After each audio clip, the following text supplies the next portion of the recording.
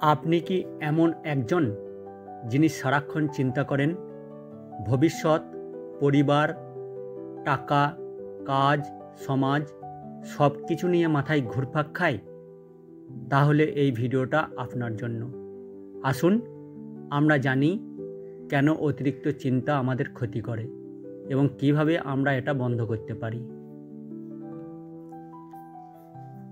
চিন্তা আমাদের জীবনের অংশ, কিন্তু যখন চিন্তা আমাদের শান্তি কেড়ে নেয় তখন হয়ে যায় অতিরিক্ত চিন্তা।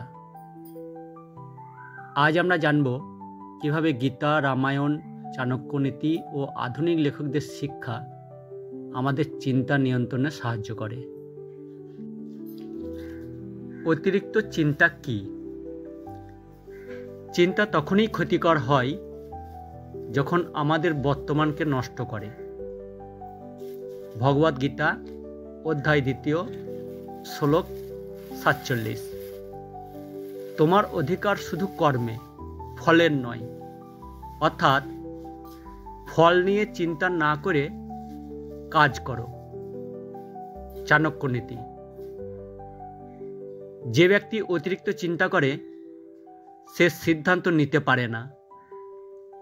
চিন্তা নয়, সিদ্ধান্তই জীবন বদলায়। অতিরিক্ত চিন্তার ক্ষতি। অতিরিক্ত চিন্তা ঘুম নষ্ট করে, আত্মবিশ্বাস কমায়, সম্পর্ক দুর্বল করে, কাজের শক্তি নষ্ট করে। শ্রীরাম বনবাসে গিয়েও শান্ত ছিলেন, কারণ তিনি ধর্ম ও কর্ম নিয়ে চিন্তা করতেন, ফল নিয়ে নয়। হোয়ার ফোকাস গোজ, এনার্জি ফলোজ।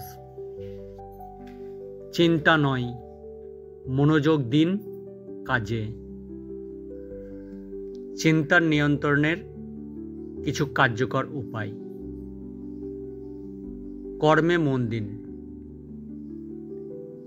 ভগবদ্গীতা থেকে বলা হয়েছে, স্থির চিত্ত ব্যক্তি সুখী। প্রতিদিন ছোট ছোট কাজ করুন, চিন্তা কমবে। লিখে ফেলুন। ডেভিড অ্যালেন বলেছেন, your mind is for having ideas, not holding them. 3 নম্বর, পরিবারের সঙ্গে সময় কাটান। আলপনা আঁকুন, স্ত্রীকে রান্নার কাজে সাহায্য করুন, চিন্তা কমবে। 4 নম্বর, ধ্যান ও প্রার্থনা করুন। ধ্যানই আত্মার শক্তি জাগায়। নিজের শক্তিকে জানো, ভয় দূর হবে। জীবন একটাই, চিন্তা করে নয়, কাজ করে বদল আনুন। আপনি একজন বাবা, একজন স্বামী, একজন সৃজনশীল মানুষ। আপনার চিন্তা যদি আপনাকে থামিয়ে দেয়, তাহলে আপনার পরিবার, আপনার ভবিষ্যৎ সব কিছু থেমে যাবে।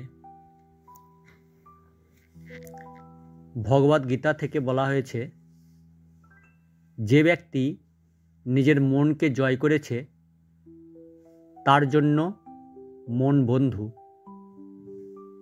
আজ থেকেই বলুন, আমি মনকে জয় করব। চাণক্য বলেছেন, যে নিজেকে নিয়ন্ত্রণ করতে পারে সে সবার উপরে। ভিডিওটি ভালো লাগলে লাইক দিন, শেয়ার করুন এবং সাবস্ক্রাইব করতে ভুলবেন না। আপনার চিন্তা কমাতে এই ভিডিও যদি সাহায্য করে তাহলে কমেন্টে লিখুন, আমি আজ থেকেই শুরু করলাম। শান্ত থাকুন, ভালো থাকুন।